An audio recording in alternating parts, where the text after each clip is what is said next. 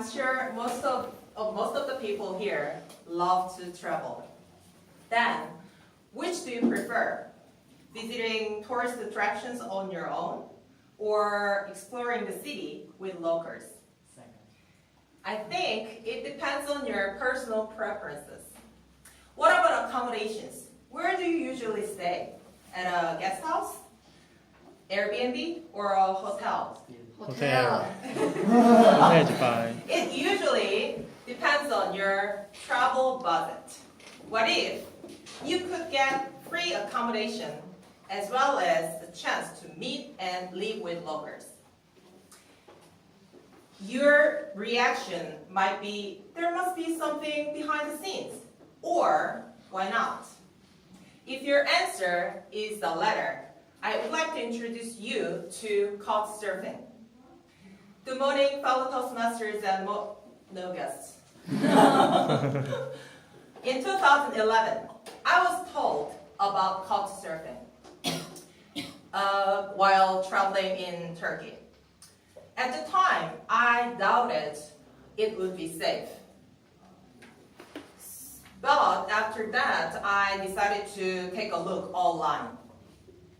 The couchsurfing website provides a platform for members to stay as a guest at someone's home, host the travelers, meet other members, or join an event.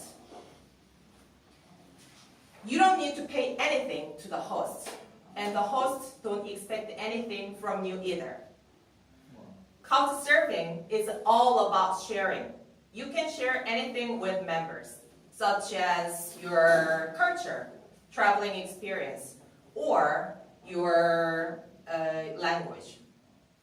After reading about it, I thought it might be worth giving a try. In 2013, I tried couchsurfing for the first time in Australia. Before leaving Korea, I read all the reviews of hosts in Sydney and chose some who had only good reviews. And then I sent them my couch request and got an answer from one of them. Daniel from Poland had hosted many travelers all around the world for years because he likes to travel too. When I got there, he showed me his house and explained how to use it because he had another roommate. He suggested visiting places and restaurants that only the locals go. He also invited me to a dinner party where all of his Polish friends gathered together, made Polish traditional food, and shared it together. I really enjoyed my first couchsurfing experience, and so have since tried couchsurfing 17 times in different countries. Through these experiences, I learned many things from my hosts.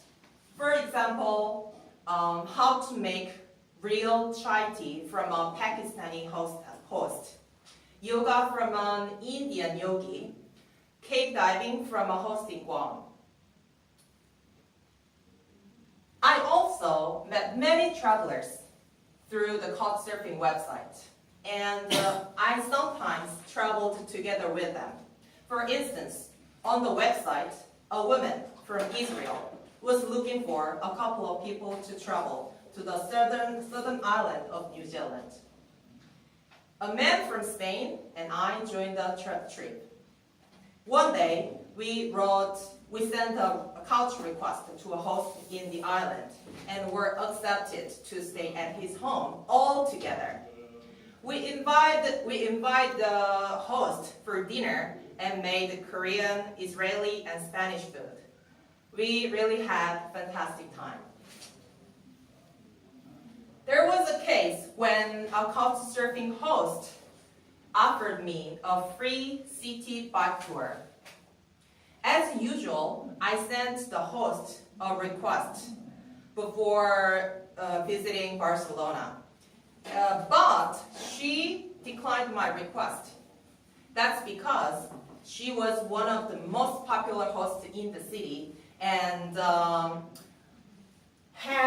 she already had hosts on the day I would ride.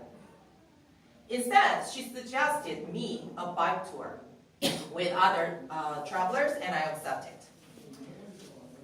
When I got there, I met 4 other Couchsurfing members from Germany, Canada, US, New Zealand.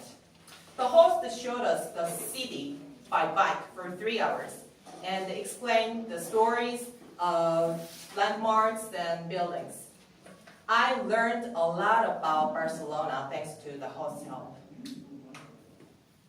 With the help of Couchsurfing, I have explored each city more than I could have done on my own.